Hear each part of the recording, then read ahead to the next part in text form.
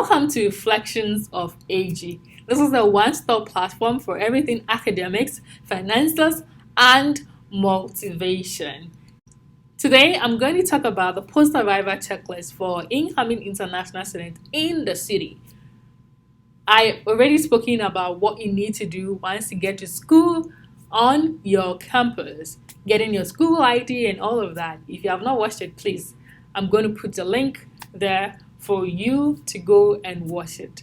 Today, we want to look at what you need to know and what you need to do to feel comfortable in the city. So join me and let's check it out. Number one, memorize your house address. Wherever you go, they are going to ask you of your house address. On campus, they'll ask you of your house address. If you are going to do any official thing, they'll ask you of your house address. So either you memorize it or you write it on a piece of paper so that you do not forget. So that is the very first thing I would ask you to do. 2, get a telephone number. I know this is supposed to be common sense, but then there are tricks into getting cheap and affordable telephone numbers. So in the United States of America, they have family plans whereby if a lot of people are on one plan, they are able to get reduced pricing. So for the family plan that I joined, it is about $20 cheaper than you going to a telecom company that you want to register on your own.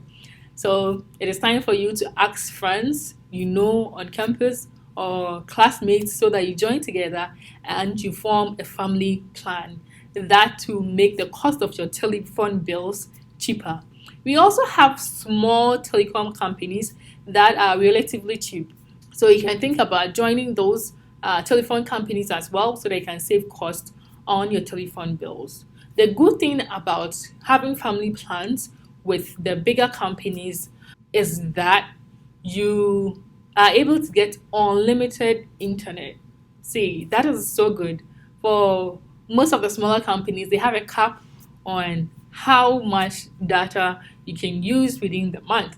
But if you have a family plan and you meet the number requirement, you get affordable family plan and unlimited text, unlimited talk, and unlimited internet as well. So before you go and buy your telephone number, please make sure that you check out if they have family plans and join any of your friends who already have that, or join together with the new students that are around so that you can get affordable price for your phone bill. 3, get a bank account. Once you are in the state, if you have your documents, you need your passport, you need your visa, and your school ID card, you can get bank account without necessarily having social security number. So within the first week of your arrival, you can just go to the bank and go and open a bank account. You have to show proof that you are a student. You have to go with your I-20, you have to go with your visa, you have to go with your passport and the document you need for you to open a bank account. So if you don't have a social security number yet, you don't have to worry. You are still able to open a bank account. If you do this, you are preparing yourself if you are a TA or a research assistant to receive your money or your stipend. And also you are preparing yourself if you don't have any of these things to look for a job on campus so that you'll be able to get extra money on you while you school. Number 4, get your social security number. In America, your social security number is your lifeline, literally. If you are looking for a job, if you are filing your taxes, if you got to the hospital, anywhere you go, they want to have information about your social security number. So if you are offered an employment, there is the likelihood that your school would organize for the social security personnel to come over to the school to help you guys out in getting your number. If that is not the case for you, you would have to visit the social security office for you to get your social security number. If you're an international student, it is only for those that are authorized to work. It's when you are authorized to work that you can get social security number. Mind you, as I mentioned in my videos about visas, the intent of the visa you have is for you to return to your home country after you are done. So there is no need for them to give you the social security number if you are not working and if you are not going to file for your taxes. So it is important that you get your social security number. As I mentioned earlier on, in order for you to even apply for a social security number, you need to know your address. As I said, get your address on you so that when they ask you, you can easily put it on paper for them, because they are going to mail your social security card to you. But you have to be very mindful of how you handle your social security card. A lot of people steal people's social security number and they use it for all the wrong reasons. You don't want somebody to get easy access to your social security number.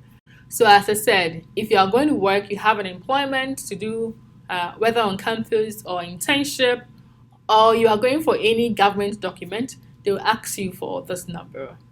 One thing you have to be mindful of is people will call you, or when you are communicating with people over the phone.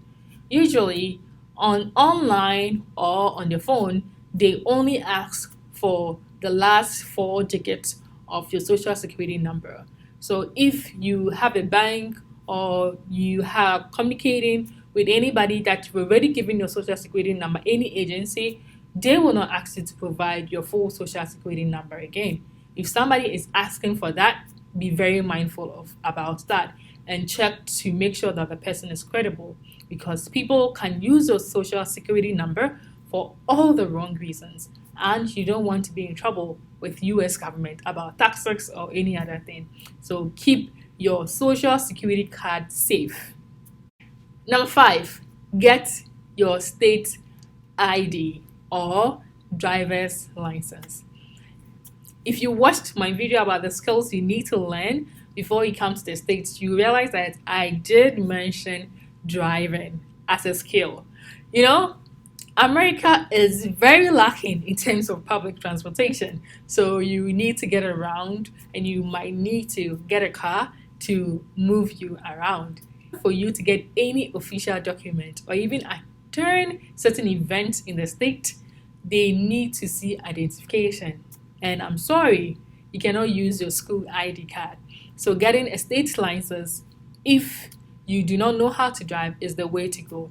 It even helps you if you want to travel within the state through the airport. So I prefer using my driver's license because I don't have to show my passport. If you show your passport, it easily gives you out that, oh, you are an international student to a new year or something, or you're a visitor or something like that. But once you have a driver's license or you have your state ID, you can easily blend in with the people and avoid all these extra scrutiny. Make sure you get a driver's license or your state ID. If you do not want to get a state ID and you do not know how to drive, you can get your driver's permit ID. This means that you have to get a document and learn about driving. You go and write for your driver's permit. This gives you, depending on the state, a certain amount of time for you to learn how to drive. And once you pass the driving test, you get your driver's license. So if you want to go through the driver's license process, you first need to get your permit.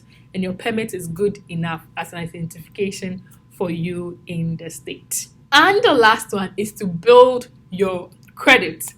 Depending on the country you are coming from, credit card may not be a common thing over there for you. Because I know coming from Ghana, I didn't know that I could even get a credit card. It's not something that is common there, even though some people do have it. But then credit is something very important in the state. Maybe as a student, you might not think of it like that. But if you decide to stay over here and you get a job after school and you want to make any big purchase and you need a loan, they would have to see how credible you are in terms of paying back your loans. And if you have not taken advantage of your school years to get a credit card and build credit, there you'll be found wanting. So after you are done and you have employment, please make sure that you get a credit card so that you'll be able to build your credit. I am going to do a video about building your credit, the cards you need to apply to, and all of that. But just a tip for you. If you are an international student, Discover credit card is the way to go. If you apply to any other card, they will not give to you because you have zero credit score, But Discover card is able to give credit card to international students. Disclaimer, they have not paid me. I am just telling you because they helped me and they helped most of my friends that are also here to be able to build a credit. So I'm going to put their link in the description. You can click on it if you want to start the process, but also do watch out for my video on how you can build credit as an international student in the state. So these are the checklists I have for you if you are coming here as an international student that you need to do once you get in your city. I hope you really enjoyed this section with me. If you have not subscribed to my channel, please go ahead and subscribe to my channel. And yeah, their goal is to get to 1,000, So click, subscribe, share with all your friends. Share with all your friends, They need to know about this. Share with your friends, share with your friends, share with your friends, and let's get to 1,000.